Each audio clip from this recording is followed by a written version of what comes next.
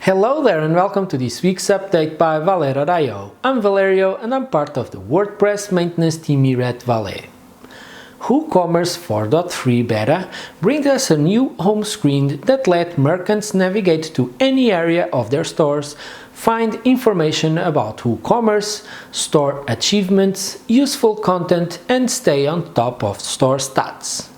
It will also introduce some new product blocks, and HTML will no longer be supported to prevent accidental breakage. Get in touch to hello@valet.io if you want to test your store with the new beta version and make sure all template files are compatible. Please note that all WooCommerce versions below 4.2.1 have a potential cross-site scripting vulnerability via SelectWoo. Make sure you have the plugin updated. WordCamp Denver starts today and you can watch it online for free at 2020.denver.wordcamp.org.